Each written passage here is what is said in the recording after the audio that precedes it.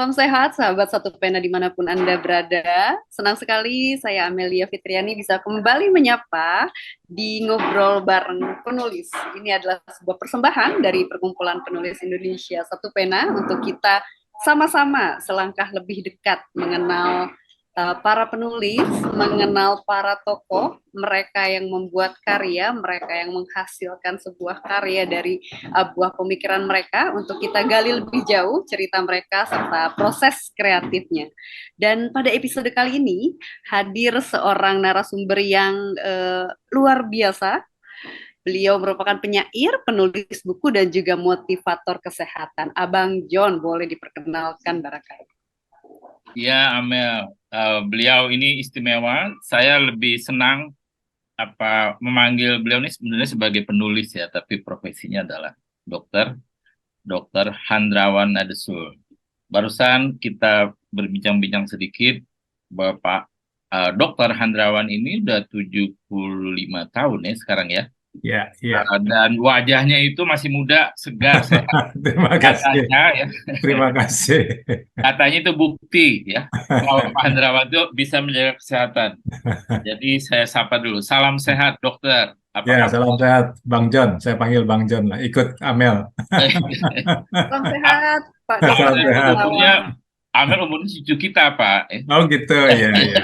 Ya, ya. Beda abang ya. Mudah banget. Jadi biasanya salam literasi. Kalau Ya, dengan Pak Handrawan ditambahin salam sehat lah karena dokter. ya, ya, ya. Apa kabar nih Pak hari ini? Kabar baik, super sehat. Super. Super sehat. Pak Handrawan ini lebih senang, Pak Dokter ini lebih senang dianggap sebagai penulis apa sebagai dokter? Saya punya dua dunia. Mm-mm. Dunia pasien, ya dunia medis, ya itu lain ya suasananya. Saya punya dunia lain yang lebih awal sebelum saya sekolah dokter, ya itu dunia komunitas teman-teman penyair dan penulis.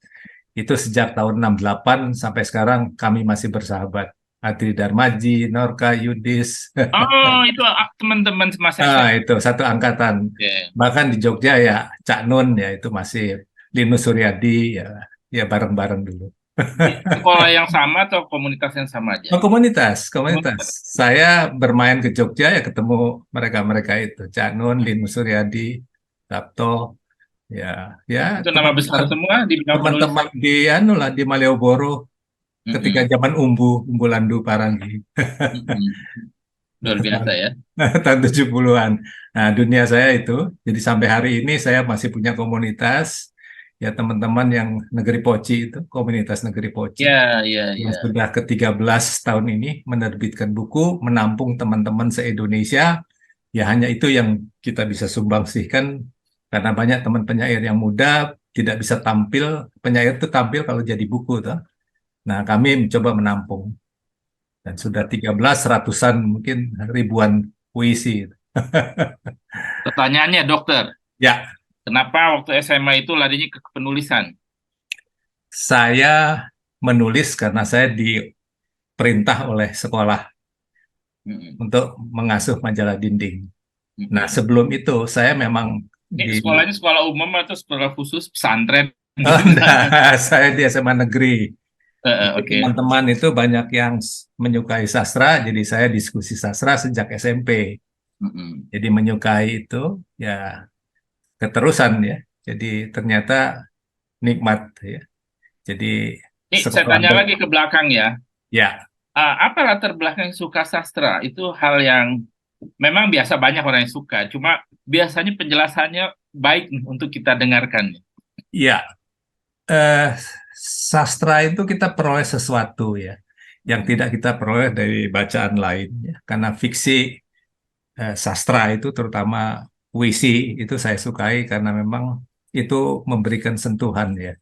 Saya tidak tahu apa awalnya, pokoknya kalau saya baca itu saya memperoleh sesuatu yang mungkin sekarang saya bisa sebut itu nilai. Mm-mm. Dulu-dulu tidak, cuman merasa oh senang saja baca ya. Penulis-penulis kita ya, Pujangga Baru sampai terakhir Hairil. Itu saja awalnya. Jadi kok suka gitu. Nggak ada yang dorong, nggak apa, karena memang mungkin dorongan teman, ajakan teman, jadi kami bareng dan diskusi soal sastra. Bukan karena orang tua gitu. Oh tidak, sama sekali tidak. Mm-mm. Sibling saudara kandung pun tidak, hanya saya sendiri. Karena lingkungan sekolah dan guru bahasa Indonesia itu sangat mempesona buat saya, sehingga Pak Umar itu Oh. menjadi inspirasi buat saya untuk menulis dan beliau itu minta saya ikut lomba-lomba menulis dan saya menang, ya selalu menang. Itu mungkin juga dorongan lain. Berarti ini Pak Dokter dapat wahyu dari gurunya ya. Ayo, iya, iya, iya, iya. Dan akhirnya keterusan ya. Keterusan, ya, lalu bisa dapat honorarium dari Sinar Harapan, dari majalah, itu juga jadi seolah pendorong ya. Awalnya aku cuma suka, lama-lama kok menghayati gitu ya. Jadi ada Masih secondary, SMA ya waktu itu ya. sorry, Masih SMA ya ketika itu. SMA, SMA. Jadi sudah dimuat di Varia, di koran-koran. Kok dapat honorarium gitu? Kok jadi aneh gitu. Nah, honor pertama itu bisa traktir bakso teman-teman. Bisa satu kampung. Traktir bakso. Kalau dulu kan honornya terasa sekali besarnya ya. Betul, terasa. Saya juga merasakan honor pertama saya itu luar biasa. Bisa bayar Ya. uang kuliah 2 semester. Wah, hebat. Hebat. Ya. Nah, Nah, terus ya ke penyairan, lalu kenapa waktu lulus itu dari SMA milihnya kedokteran? ya, Kayak menyesal memilih apa? tidak. Dunia penulisan. Tidak, tidak memang diniati begitu. Karena saya baca Chekhov ya, dokter juga. Dan saya tahu dokter itu penuh inspirasi. Dari pasien itu inspirasi. Kita tahu pasien itu sebagai seorang sosok yang utuh ya. Dia membicarakan masalah pribadi, macam-macam ya. Ternyata saya dapat inspirasi dari pasien dan ya rupanya benar juga Chekhov ya. Anton Chekhov ya. Sebagai dokter dia dapat banyak inspirasi dari pasien. Hal kedua bahwa menulis itu kan sosok kemanusiaan ya. Jadi mungkin ya itu lebih pas dari pengalaman saya membaca kok menulis itu ya ada sisi sentuhan kemanusiaannya. Nah, dokter, profesi dokter juga kan di sana. Ya, tapi kan apa namanya nih, Pak Dokter, ada anomali dari kawan-kawannya yang tadi Linus, Cak Nun dan lain-lain. Mereka tuh kan kafah ya di sastra ya. Kayaknya Pak Dokter tuh ingin menyimpang dikit nih. Apa melihat nih nasibnya teman-teman nih penyair nggak bagus nih. Jadi dokter aja deh gitu. Iya, iya. Bahkan sekarang dibilang ya dokter sih itu sampingan, sambilan. Oh Bukan iya, kayaknya maksudnya begitu. penyair. Ya, ada seperti itu. Tapi ya saya menjalani itu dan rasanya pas ya. Buat saya pribadi pengalaman saya pas ya. Jadi sebagai dokter menulis pas. Kemudian keterampilan menulis puisi antara lain itu memudahkan saya menulis apa saja. Jadi aspek sastra itu kan ternyata untuk nulis popular science ya itu lebih mudah dan itu ada keuntungan kedua ya secondary gain. Ya itulah. Lalu kondisi mengharuskan saya cari uang dari menulis. Jadi terus terang saya menjadi dokter itu dari honorarium. Sampai ratusan, sampai kalau saya hitung 1.500 artikel kesehatan saya tersebar, clippingnya. Ah, iya itu saya baca itu. Itu karena didorong untuk cari uang. Jadi majalah Kartini misalnya, satu nomor itu bisa 3-4 tulisan saya dengan nama Ah, samaran dan sebagainya supaya honornya gede. ah, Dan yang itu unik, kapan prakteknya, Dok? oh bukan, bukan Bukannya ini menulis waktu menulis waktu artikel gitu kan? waktu sekolah, waktu sekolah. Oh, ini masih Pulang waktu sekolah sekolah. saya ngetik, mesin tik itu saya bawa kemana-mana. Kapan sempat saya ngetik. Jadi Mm-mm. bahan materi sekolah itu kuliah ya saya jadikan bahan tulisan artikel popular science ya, penyakit tipes, penyakit apa yang saya dapat langsung. Keuntungan kedua, saya sudah hafal luar kepala setiap penyakit karena saking seringnya saya tulis. Kan kalau menulis jadi hafal, kan? Iya, nggak usah belajar lagi ya. Nggak usah belajar. Jadi keuntungannya tiga ya. Ya, ya. Nah, hafal, Heeh. kemudian dapat duit, Ya, di top. ya, tidak. Sebetulnya itu tidak terpikir hanya jadi bonus mungkin ya belakangan. Mm-mm. Saya sampai harus ngebond sama Kopi Donggo harapan karena kesulitan uang. Saya bilang saya bawa naskah sekian, nih tolong Mbak Popi dilihat. Dia langsung keluarkan uang, belum dimuat sama apa. Itu Mbak Popi Donggo Tagalog. John. Hai John. Nah, Pak Anu Samsudin juga selekta begitu. Jadi Oh, saya tahu Pak Samsudin almarhum itu. iya, itu baik hati sekali. Ya, Jadi saya pernah sekantor sama dia di Kota Ekonomi. nah, saya ngasuh Adam Eva, ngasuh Selekta, ngasuh Nova. Nova dulu kan punya Selekta. Ya, ya. Nah, Ijon juga itu. Saya bawa 10 tulisan. Pak Samsudin, saya butuh nih. Oh ya udah, minta aja sama kasir. Kalau boleh tahu, apakah memang Pak Dokter itu waktu muda dari keluarga yang kurang mampu kah? Ya sederhana. Ayah saya pegawai negeri, ya sederhana sekali. Dan saya ikut sama nenek ya, bukan sama dari kecil. Jadi ya hidupnya prihatin lah, prihatin. Jadi saya dapat beasiswa, ya selebihnya untuk hidup di Jakarta ya seperti itu. Teman-teman tahu semua. Jadi teman-teman waktu saya kuliah, saya itu naik sepeda ya sampai baju berapa potong berkeringat. Itu semua tahu teman-teman, tahu perjalanan saya.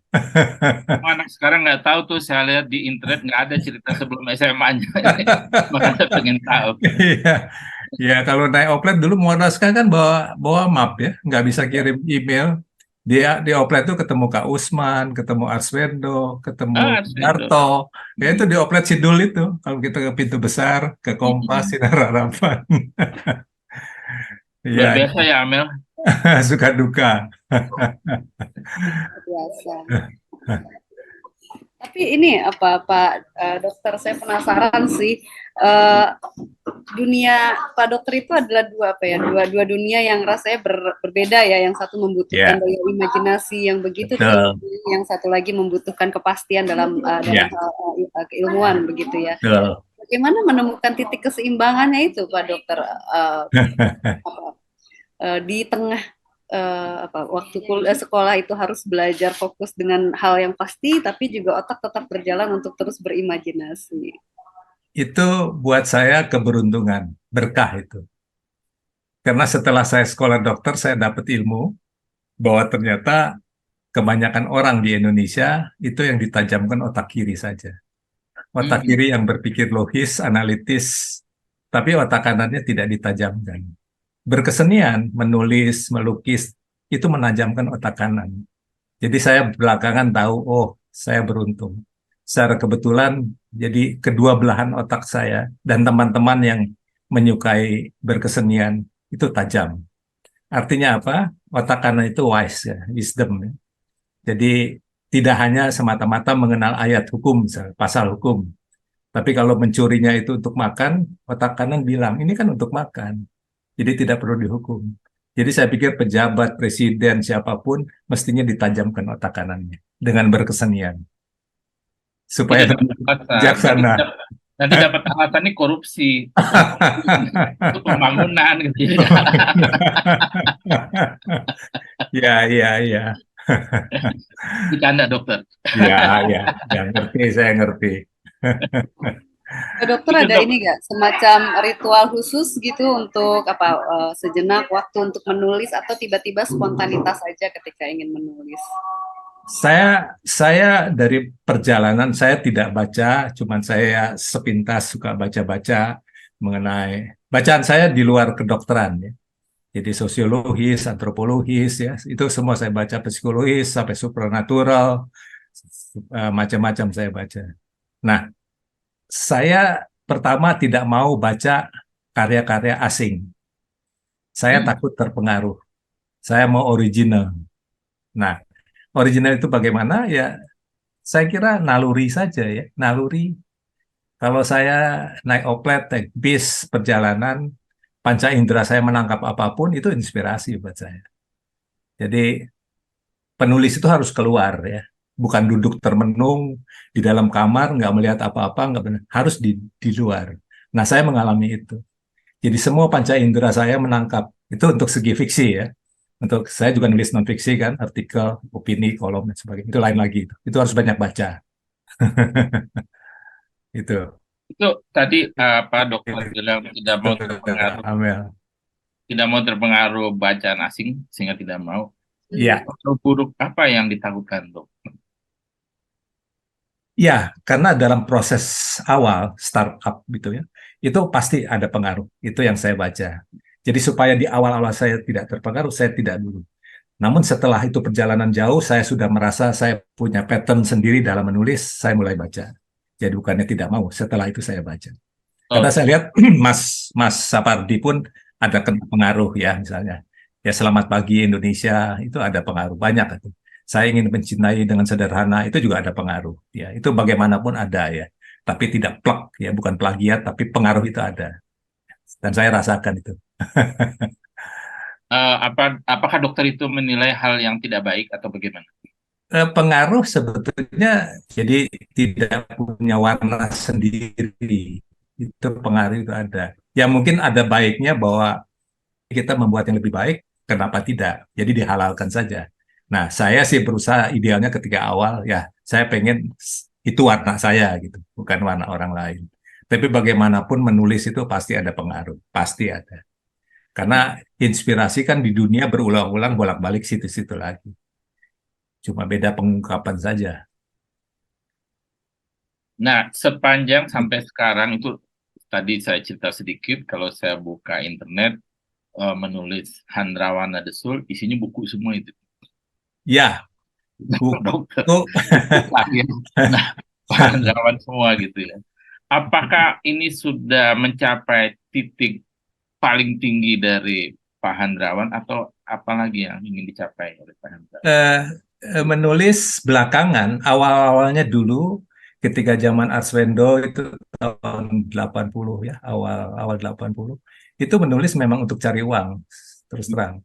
Ketika proyek buku Impres Pak Soeharto, zaman Pak Harto itu buku Impres itu betul-betul cari duit. Itu Jadi banyak mereka sekali buku bareng-bareng, Impres Pak Handrawan saya lihat. ya tidak terlalu ya, cuman Dan itu ternyata duitnya banyak banget ternyata ya saya tahu. dari situ saya ya bisa beli rumah kecil dan sebagainya. Nah, setelah itu ya setelah jadi dokter, menulis bukan lagi semata-mata untuk Dari Pak. honor ya. Artinya ada kepuasan lain saya berbagi untuk semakin banyak masyarakat ya. Karena tulisan saya yang mungkin sebagian edukasi, ya, penyuluhan supaya menambah wawasan. Nah, itu tulisan-tulisan artikel opini fiksi dan non fiksi ya, terutama popular science, yaitu saya persembahkan supaya masyarakat Indonesia lebih terbuka. Namun sayang sampai sekarang kunci masalah pembangunan kesehatan kita harus sampai 20 sekian triliun karena masyarakat kita sudah terlanjur sakit. Harusnya diedukasi mereka sebetulnya tidak perlu sakit. Nah itu saya seorang diri. NIP saya Depkes, tapi saya mengkritik Depkes karena memang menunggu orang sakit. Setelah sakit dibeli obat murah, dikasih rumah sakit gratis. Anggaran habis untuk itu. Harusnya Ah, dibikin edukasi yang sebetulnya lebih murah dengan penyuluhan edukasi. Nah, buku saya yang sampai 13 edisi itu, Sehat itu Murah, itu bermaksud begitu. Buku itu ditulis dan diseminarkan saya bawakan dalam 15 tahun terakhir ini supaya masyarakat bisa dimampukan menggagalkan setiap kemungkinan jatuh sakit. iya, sehubungan dengan ini kita putar dulu videonya Bayu, yang tadi Bayu. Nomor telepon. Yang kita makan salah, mau cancer, mau jantung, mau stroke itu karena banyak sekali peran makanan yang salah. Nah, makanan yang salah itu antara lain juga zat-zat kimia yang kita makan, itu kelewat berlimpah dan kita nggak bisa mengelak ya. Setiap kita jajan apapun, sekedar kerupuk, sekedar kecap, sekedar saus tomat itu sudah salah ya, karena itu banyak bahan kimia yang masuk. Nah, yang lain adalah bahwa orang Indonesia cenderung makannya mono diet. Jadi nasi soto, nasi gado-gado. Nah itu salah. Harusnya American breakfast. Jadi satu yang dari barat kita bisa tiru adalah gaya sarapan orang Amerika. Kalau di hotel itu seperti apa? breakfast itu segala macam ada. Jadi makan pagi itu sarapan itu menu pangeran yang serba ada. Nah, kebiasaan kita tidak pernah sarapan. Kalaupun sarapan sisa makanan malam atau hanya kerupuk, hanya ceplok telur, dan itu Kita tidak biasa produktif. mengutamakan justru makan siangnya. Nah, ya? salah. Salah, ya. Makan siang boleh sedikit kurang lengkap. Oke. Karena ibarat mobil, kita mau mengendarai jauh, bensin, minyak, rem, oli harus cukup supaya mobil tidak mogok. Itu makanya barangkali sebabnya orang Indonesia itu kurang produktif, kurang kreatif. Anak-anak sekolah juga menangkap pelajaran kurang baik, tidak sarapan. Dan ini sudah dibuktikan secara ilmiah tidak produktif karena tidak diisi sempurna, lengkap. Makan siang. Dokter, wawancara di masa depan ya, dokter. Ini penggalan-penggalan dari buku saya. Ya, maksud saya gini, ini kayaknya dokternya ada di masa depan, itu wajah sekarang jauh lebih muda kayaknya daripada di situ. Lebih mudah ya, iya, iya. Muda sekarang itu di masa Itu depan kayaknya. Lebih masa stres itu, masa stres. Oh, dokter bisa stres juga ya? Oh ya, Nah, bohong kalau orang tidak stres. Semua bisa stres. Tapi Cuma kita bicara bagaimana? soal stres, soal itu tadi Oke. pemerintah, soal masyarakat yang bodoh karena nggak sarapan itu bagaimana? Angka penyakit gangguan mental Indonesia terbanyak hari ini, terutama generasi Gen Z ya, Generasinya Amel ini. generasi 2000-an. Jadi kenapa? Ya karena stresnya berbeda dengan generasi boomers ya, generasi Bill Clinton dulu. Jadi setiap angkatan, setiap generasi punya stresor yang berbeda, tantangan yang berbeda. Nah, anak-anak generasi XYZ ya, tahun 80 sampai 2000-an itu hidupnya kelewat mulus ya.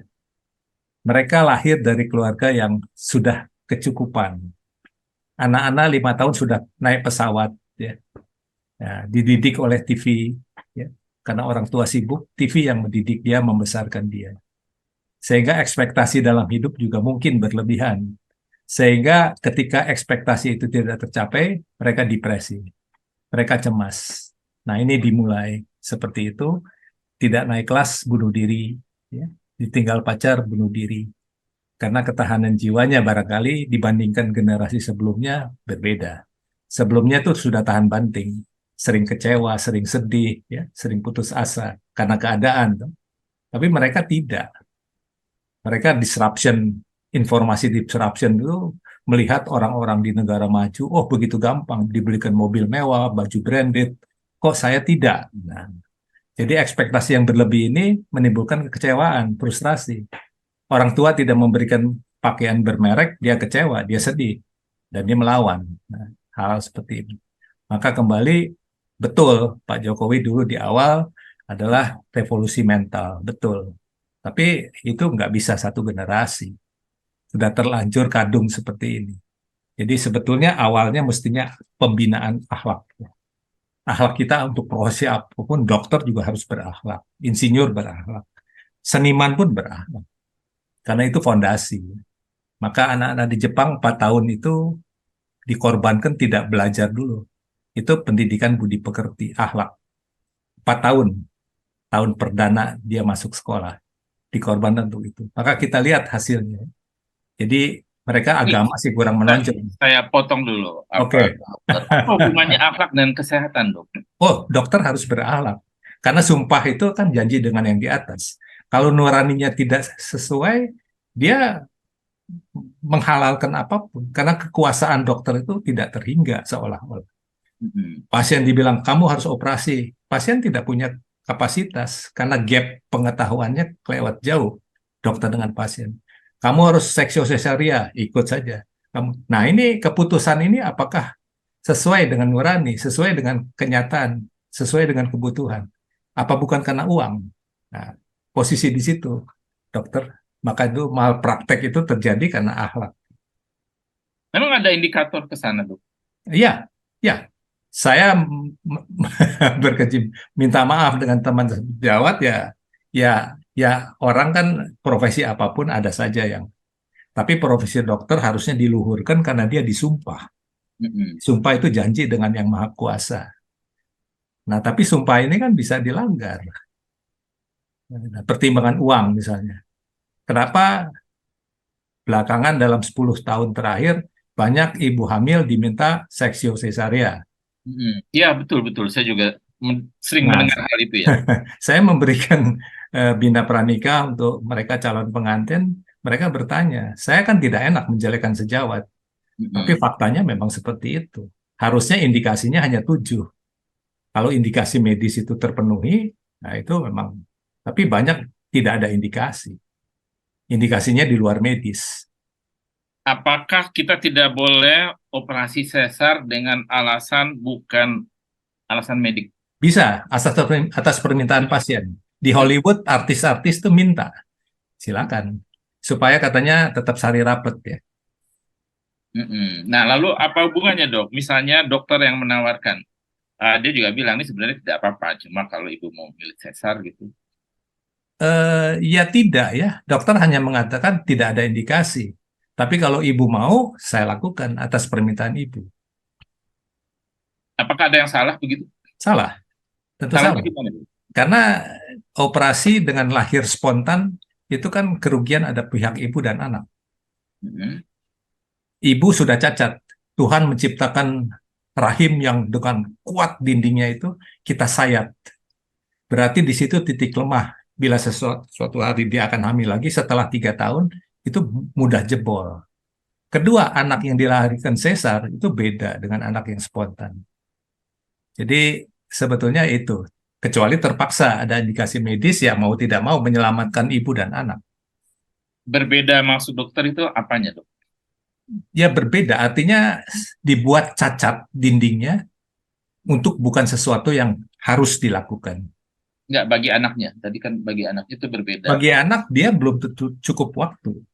Karena detik seorang anak lahir sampai sekarang masih misterius. Kita tidak tahu kenapa anak itu pada detik itu dia keluar. Kita tidak bisa ramalkan. Yang bisa dokter ramalkan, hari ini mungkin lahir. Harapan partusnya hari ini. Tapi persisnya kapan tidak tahu. Kalau kita mendahului keputusan di tangan dokter, kapan saja dokter mau seksio, misalnya 17 Agustus pukul 10 itu ramai orang minta, termasuk cucunya presiden. 17 Agustus pukul 10 hari keramat.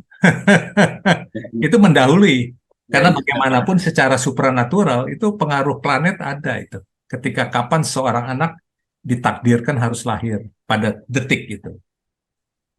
Jadi dok, bahwa anak itu lahir pada jam berapa, menit keberapa, detik keberapa itu nggak bisa diperkirakan. Tidak bisa. Kalau orang operasi kan bisa tuh diperkirakan. Misalnya dia akan siuman 10 jam lagi gitu. Ya itulah supranaturalnya di situ. Kelahiran itu suatu proses yang ya supranatural lah. Kita tidak tahu. Karena pengaruh kalau kita baca astronomi, astrologi, itu kan ada pengaruh planet. Jadi rasi-rasi bintang itu satu sains, bukannya mistik gitu. Scientific. Berpengaruh pada kehidupan kita ya. Betul. Tapi kematian ya dok, orang yang misalnya sudah sakit itu bisa diperkirakan oleh dokter. Ya, Tidak. Tidak. 4 hari lagi Tidak. ya kira-kira. Saya kira tidak itu.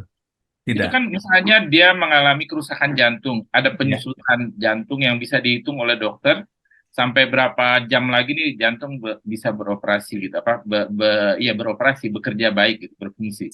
Bukankah begitu? Tahu saya tidak. Perkiraan itu deh. Karena manusia itu bukan mesin ya. Mesin itu eksak ya. Busi yang sekian kemampuan itu bisa. Manusia biologis. Biologis itu tidak eksak. Selain itu manusia kan juga ada roh. Manusia ada jiwa. Jadi faktornya banyak. Jadi tidak semata-mata fisik, dia punya roh, dia punya jiwa. Kalau jiwanya itu punya sugesti yang kuat, saya harus tetap hidup. Saya berpikir positif, saya optimis. Itu kekuatan sendiri, itu kekuatan doa, itu ada. Tapi sebaliknya kalau orang negatif, saya takut, saya sedih, saya jadi pesimis. Betul-betul. Jadi hormon dalam tubuh itu bekerja, adrenalin bekerja ketika orang sedih. Tapi ketika orang disebut orang yang sembuh, semangat hidupnya tinggi gitu katanya ya. Jadi disembuh gitu. Positif, sugesti pada diri sendiri sehingga hormonnya bekerja. Karena sirkuit di otak itu kan juga produksi hormon. Ada hormon kebahagiaan, ada hormon yang bikin stres, adrenalin misalnya, dipompa. Ketika orang stres, orang takut, sedih, depresi, cemas, adrenalin yang nonjol. Tapi ketika dia optimis, hormon kebahagiaan yang menonjol. Dan itu ada di otak. Nah, kita kembali ke bicara awal ini, Dok. Bahwa dokter menganggap ini kesalahan pemerintah ya, apa? Tidak bisa membuat masyarakat hidup sehat dan lain-lain. Kaitannya itu gimana, Dok? Iya, saya pikir setelah saya mengasuh dinas di puskesmas, dinas di daerah, saya mengamati itu. Masyarakat sampai hari ini, dari mulai saya lulus dokter, itu wawasan kesehatan tidak bertambah. Bahkan kalangan sarjana S1 sekalipun, saya mengasuh ibu-ibu pasangan muda di Nestle, aku dan kau. Itu mereka sarjana, ibu muda, tapi wawasan bagaimana membesarkan anak, makanan tambahan kapan diberikan, itu tidak menguasai sepenuhnya. Tidak semua menguasai. Kalaupun mereka menguasai, mereka baca buku. Tapi tidak dapat dari sekolah, tidak dapat dari pemerintah, tidak dapat dari orang tua apalagi. Jadi kalau ibu-ibu sarjana pun seperti itu wawasannya, hanya mengandalkan naluri keibuan, bagaimana generasi unggul bisa lahir? Karena contoh, bapaknya cerdas, ibunya cerdas, anaknya kurang gizi ketika di kandungan. Mana bisa cerdas bapak ibunya? Karena salah. Misalnya anak dikasih ceker, bukan daging. Karena beranggapan ceker itu sehat. Anak membutuhkan daging. Karena dianggap bapaknya kerja harus dapat makan paha ayam. Anaknya ceker saja. Nah, itu kan sudah paradigma yang hal sederhana itu. Nah, begitu ya, Amel yang berhubungan dengan teman-teman mudanya perempuan, apa begitu ya, Pak? Apalagi kalau sekarang ini dok ya, sebetulnya lebih ke gaya hidup juga adalah agak melenceng sedikit sebetulnya dari penulisan yang bagian dari gaya hidup yang anak sekarang juga kopi dok, yang kopi kekinian yang juga pada akhirnya kita tidak aware akan bahaya itu berlebihan, apakah gula seperti itu ya dok ya.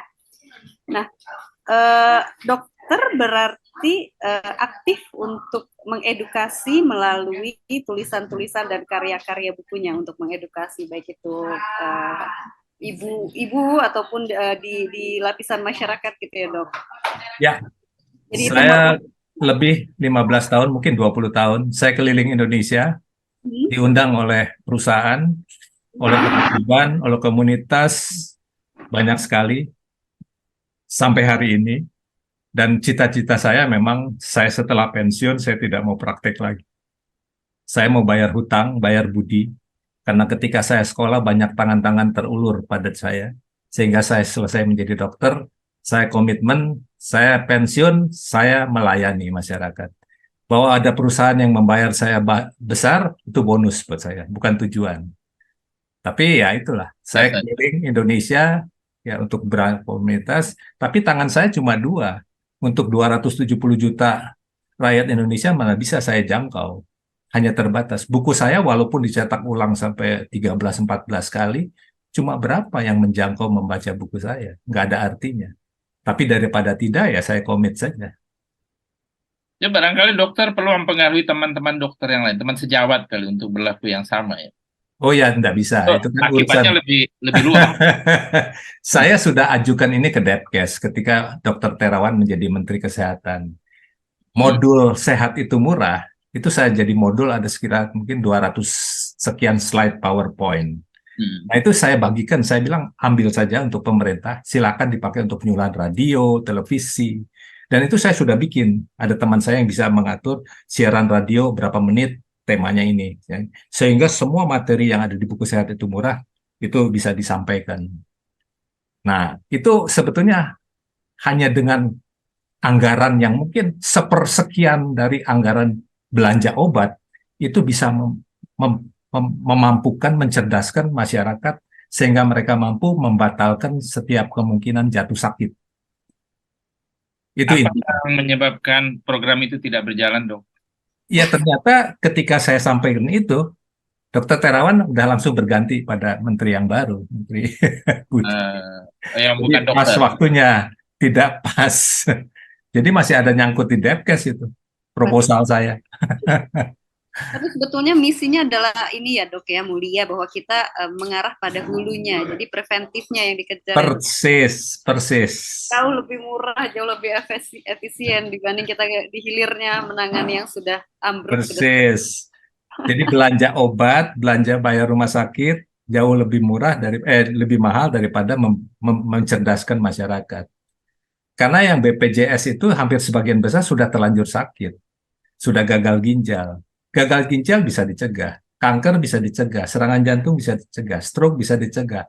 Tidak ada yang tidak bisa dicegah kecuali penyakit keturunan. Itu kita terima. Tapi hampir sebagian besar keturunan kan cuma 10%. 90% penyakit yang acquired, yang didapat karena kita salah. Salah menata laksana tubuh kita. Nah, saya memberitahu bagaimana caranya supaya tepat menata laksana tubuh dan bagaimana mampu membatalkan setiap kemungkinan jatuh sakit. Saya awam nih dok, bukankah ada faktor genetik dok sakit itu? Ya, Misalnya kanker itu kan genetik kabarnya. tidak. Ada genetik, ada lingkungan. Hmm. Tapi yang sekarang menonjol, yang kita makan salah. Kanker lebih karena tadi maka itu saya sampaikan kerupuk merah, ya, makanan-makan olahan, ya, penyedap, pengawet, pewarna, pemanis buatan, itu semua faktor-faktor karsinogenik. Tapi masyarakat sampai sekarang tidak diberitahu. Saya diminta TikTok oleh salah satu grup apa itu. Saya cuma bilang kerupuk merah jangan dimakan lagi. Karena itu pewarna buatan untuk tekstil, rodamin B. Itu jutaan itu yang viewernya. Menyampaikan. Karena mereka Ya, baru kalau misalnya itu melanggar itu apa bahan pewarna makanan tekstil, jadi kan itu gampang ditutup aja kan pabriknya. Itu tidak melanggar hukum, dia melanggar hukum kan ya. Gampang. ya, Yang repot kan memang makanan yang sudah diizinkan oleh BP POM, tapi berbahaya gitu ya.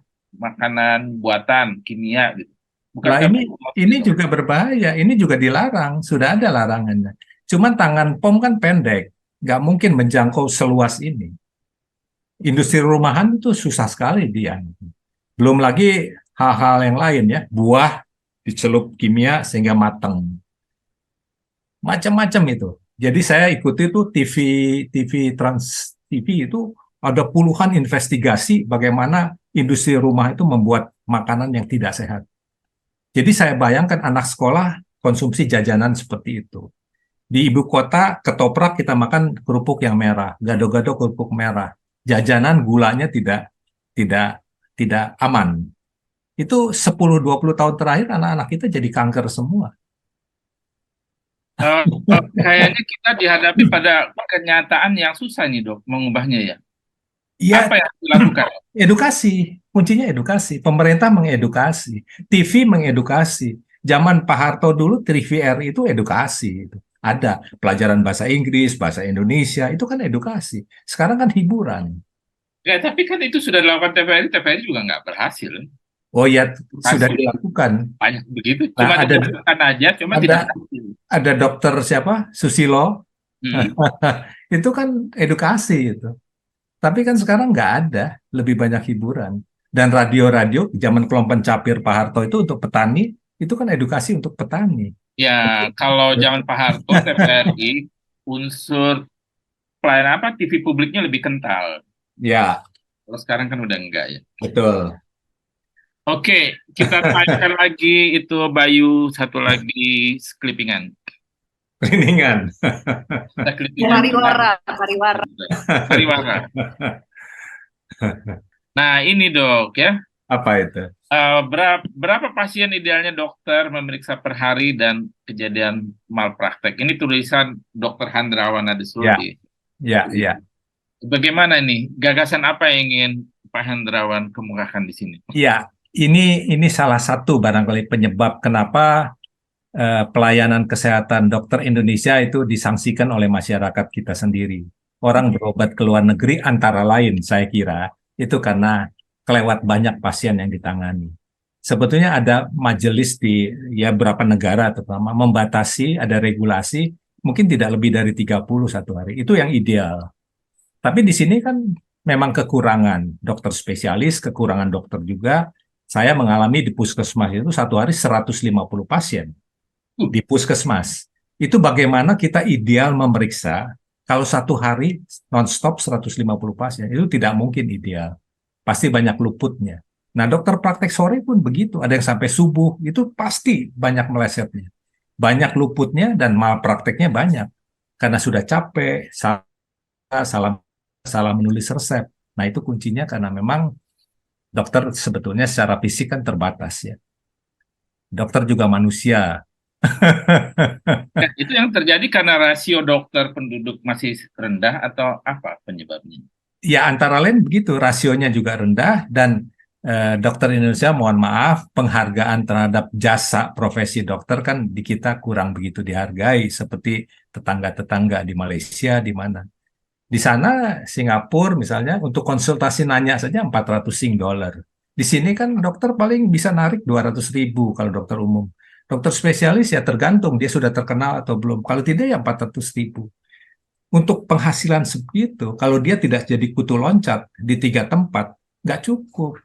Maka kejar target ya supaya dia tampil sebagai dokter. Kalau dokter masih naik ojek, ya dokter rumahnya masih kontrakan, kan pasien juga sangsikan, ini dokter atau bukan. Nah, ini seperti ini konflik yang terjadi, saya kira. Lingkaran setan gitu. Betul. Gaji dokter pegawai negeri sama dengan sarjana lain. Padahal sekolah dokter itu kalau dilihat SKS-nya itu sudah S2 itu. Karena S1 itu dokter mendesmet. Dokter itu udah S2, tapi penggajian, struktur penggajian kita dianggap sama dengan sarjana lain. Nah, itu kalau dia belum praktek, praktek masih 1-2, bagaimana bisa hidup, punya rumah, punya mobil kecil. Masyarakat melihat image dokter itu sekurang-kurangnya punya rumah sendiri, ya, punya mobil sendiri. Tapi dia naik ojek misalnya, jalan kaki. Citranya itu mengganggu, terus terang. Karena profesi dokter itu trust. Saya di Cirebon dinas di rumah sakit, dokter kandungan tuh setahun berapa kali ganti mobil. Dok, suka mobil? Tidak, untuk tongkrongan aja. Supaya pasien lihat, oh ini dokter ganti-ganti mobil, hebat ini prakteknya. Karena dia trust. Pencitraan. Pencitraan. Berarti apakah Ya. di sekolah dokter harus ada diajari juga marketing gitu? Bukan. Sekolah dokter harus murni betul-betul mengabdi. Jangan harap lebih. Bahwa dia tidak bisa hidup seperti dokter-dokter di negara maju, ya harus terima. Misalnya dokter di beberapa negara barefoot ya, dia pakai tanpa kaki, alas kaki, keliling desa. Ya memang begitu. Tapi kan tidak mungkin. Karena sekolah dokter di Indonesia dianggapnya itu untuk menjadi orang kaya. Malu kalau Iya, dokter artinya tidak kan kaya. konsekuensi logis gitu ya. Dokter itu begitu. Ya nggak? Konsekuensi logisnya kalau dokter ya harus prakteknya banyak. Itu nggak bisa dicegah kan. Sistemnya udah begitu ya. Oh tidak, kalau harus regulasi ya itu. Jadi misalnya di Malaysia di mana itu regulasinya 30-an pasien. Harus dengan Itu baru betul periksa. Karena kita diajarkan periksa pasien itu dari atas rambut sampai kaki. Nggak mungkin cuma periksa semenit, 2 menit bisa ketemu, nggak bisa. Minimal 15-20 menit. Nah, kalau begitu antriannya makin panjang itu. Bisa tambah begadang dokternya. Kan 30, Sakit kan nggak dibatasi. bisa dikurangin lah. Regulasinya 30, nggak boleh lebih. Itu ada regulasinya. Itu Harus realistis. 30. Ya, kalau di sini kan semakin dokter itu rame, semakin dicari orang. Nah, Maaf, gimana itu? maaf. Sebetulnya kalau praktek sore itu ya tidak harus pinter-pinter amat, karena penyakitnya general sih, penyakit umum. Yang penyakit kritis itu kan ke rumah sakit. Jadi sebetulnya nggak usah cari yang hebat-hebat amat gitu. Justru saya cenderung menasehati teman-teman ya, masyarakat, pilih dokter yang masih fresh graduate.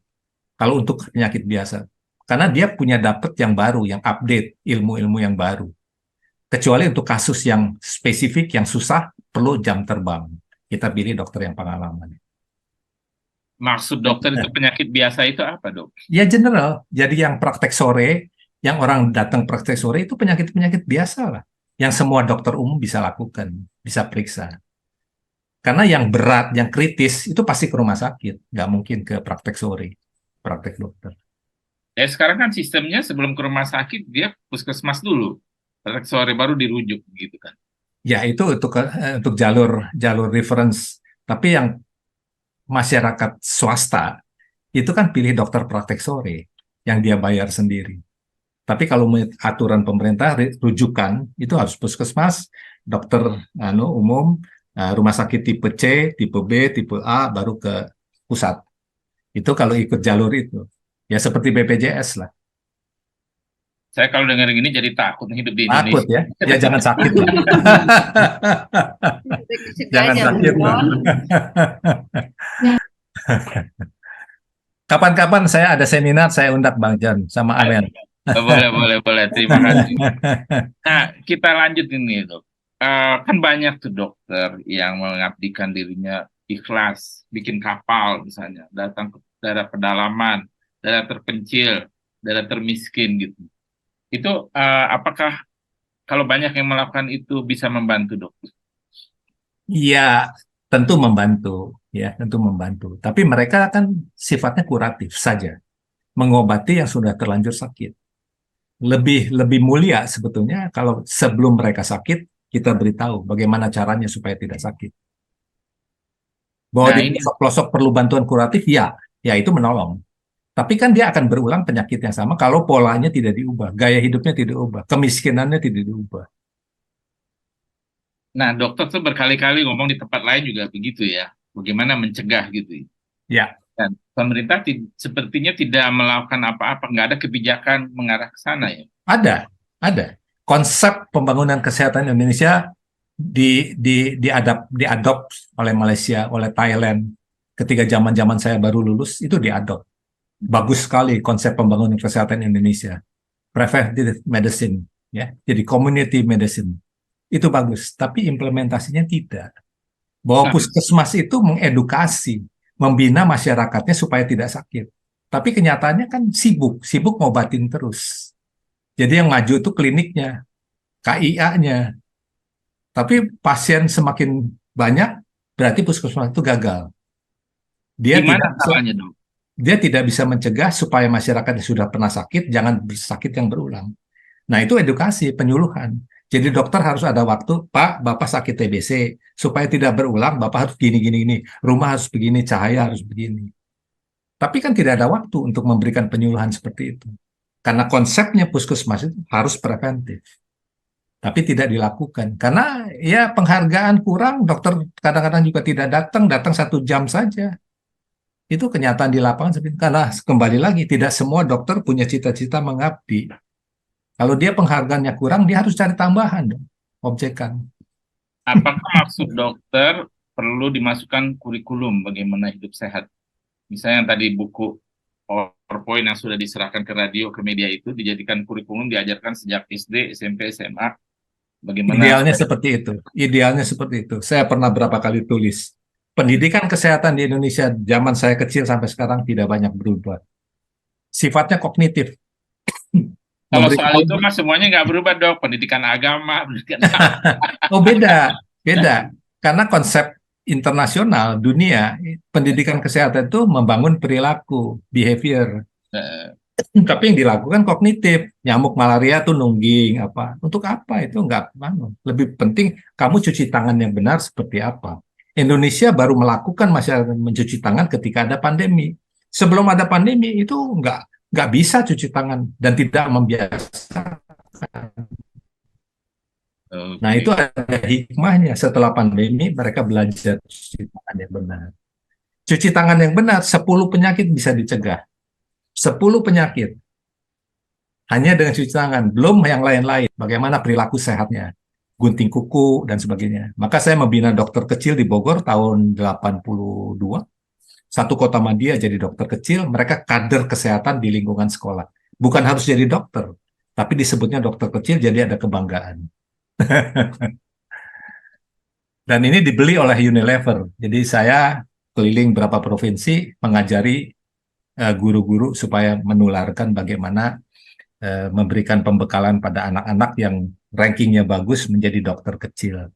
Nah, mereka menyuluh adik-adik kelasnya. Bahkan kalau di pesantren gitu, itu menerangkan air wudhu itu sebetulnya kalau dilihat tuh banyak kumannya, jadi jangan sembarang wudhu air sembarangan. Seperti itu. Karena orang tua zaman di atas mereka kakeknya itu tidak nyampe gitu. Bahwa air kotor itu banyak sekali kuman. Bahkan mereka percaya itu, Dok, air yang disebut mereka dalam jumlahnya 2 pula, itu pasti Iya, ya itu yang harus diluruskan. Harus diluruskan. Dok, ini waktuku cepet banget ya, padahal masih banyak yang ingin saya Iya, tanyakan. monggo, silakan, silakan. Ini dulu ya, Mel, saya dulu ya, Mel satu ya. Tadi dokter mengatakan ya bahwa dokter bisa stres ya. Apakah dokter juga nggak bisa mengelola jiwa kesehatan sih kan nggak stres? Ini pertanyaan bobot sebenarnya dari Begini, dokter. orang hidup bukan saja dokter pun bisa stres, apalagi dokter ya. Menghadapi pasien yang macam-macam, sifat, kepribadiannya macam-macam, itu stresor tersendiri ya. Dia tidak mencapai, misalnya saya tidak mencapai ekspektasi, saya pengen masyarakat Indonesia itu ya rata-rata menguasai lah bagaimana supaya hidup sehat. Itu tidak tercapai, itu stresor buat saya. Karena saya jadi frustrasi ya, frustrasi sendiri. Kenapa ya sampai begitu? Nah, saya berpikir itu stresor buat saya. Tapi kan stresor tidak harus menjadikan orang stres. Jadi orang Mm-mm. menjadi stres kalau stresor itu tidak bisa disesuaikan. Orang yang gagal menyesuaikan diri dengan stresornya, apakah tekanan, konflik, frustasi, krisis, kalau dia gagal menyesuaikan, dia stres. Nah, untung dokter ya, saya ya baca bagaimana caranya, ya terima saja stresor itu ya jangan sampai membuat kita stres. Menulis itu adalah cara untuk mengalihkan stresor itu, Dok. Kan Menulis menulis itu kalau fiksi itu katarsis ya. Katarsis memuntahkan semua unek-unek yang tidak enak ya, yang mengganggu, yang negatif, yang begitu kita kecewa, sedih, itu kita tuangkan seperti diary. Itu diary kan juga satu cara katarsis ya, menuangkan, menceritakan. Nah, orang sekarang kan kehilangan kesempatan untuk komunikasi interpersonal. Jadi itu juga bikin stres ya. Di luar negeri ada orang blue period ya, jadi baru melahirkan gitu bingung, nggak ada tetangga, nggak ada orang yang bantu dia. Nah itu harus ada satu telepon yang melayani, jasa melayani, tolong saya, dengarkan saya. Cukup didengarkan saja. Nah menulis begitu, untuk diri kita, kita menumpahkan semua. Dan menulis menjadi obat, ya terapi. Amel, kayaknya giliran kita dengerin dokter baca puisi nih. iya, itu aku menantikan itu sebetulnya. Iya. Ayo dong Tapi baca puisi dong. Oh, baca ya. Ini dari eh, buku puisi 2018 nih.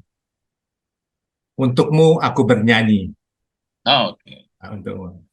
Ya, saya baca puisi tahun 2016 ya.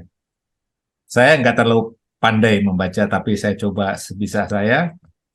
Judulnya, Bila Suatu Hari Nanti, Aku Tak Dapat Lagi Melakukannya Sendiri. Bila suatu hari nanti aku tidak dapat lagi melakukannya sendiri, sekiranya kamu sempat, tolong sisiri rambutku, supaya lebih pantas aku dilihat semua teman dan sahabat, tampil masih seperti dulu ketika pertama kali kita bertemu. Bila suatu hari nanti aku tidak dapat lagi melakukannya sendiri, sekiranya kamu sempat, tolong pakaikan baju kesayanganku. Warna baju terindah seperti yang aku pernah kenakan ketika mula pertama aku melamarmu. Bila suatu hari nanti aku tidak dapat lagi melakukannya sendiri, sekiranya kamu sempat, tolong pilihkan model sepatu lamaku yang selalu kupakai ketika kita dulu sering bertemu. Mungkin bisa mengingatkan aku betapa sudah begitu jauh jalan kita tempuh. Bila suatu hari nanti aku tidak dapat lagi melakukannya sendiri, sekiranya kamu sempat, tolong sematkan setangkai mawar merah kesukaanmu di jemari tangan kananku, supaya masih mungkin ku kenang ada sesuatu yang terindah pernah kuberikan kepadamu. Bila suatu hari nanti aku tidak dapat lagi melakukannya sendiri, sekiranya kamu sempat, tolong simpan semua catatan indah kita. Barangkali itu bisa membuatmu tetap ingat ada sesuatu yang pantas kamu kenang. 2018, Andrawan Adesuhun. aduh, Mewek nih saya, luar biasa itu puisinya. Dok, Ya, saya agak melankolis ya, karena hmm, masa kecil saya sedih ya. Jadi puisi-puisi saya melankolik lah. itu luar biasa itu buat saya. Ya, Bung Sutarji juga merasa ya ada sentuhan katanya. Saya bacakan ini di Taman Ismail. Luar biasa. Keren. Terima kasih. Ya Mel, kita tutup Mel. Amel jangan nangis gitu Mel. Saya sangat tersentuh dengan puisinya Dr. Hendrawan. Terasa Ya, betul dibuat dari hati, terima kasih. di hati. Walaupun bukan untuk saya, tapi saya ikut terbawa dalam cerita itu. Nah, kalau baca mungkin di Facebook ya, puisi-puisi cinta saya itu sampai hari ini masih terus. Saya Ya. bikin puisi romans kata permintaan teman-teman Facebook terus bikin tulis puisi-puisi romans. Oh, Tidak puisi membayangkan dipublish di Facebook ya. Ya, ya, itu seminggu sekali sekurang-kurangnya. Produktif setiap minggunya.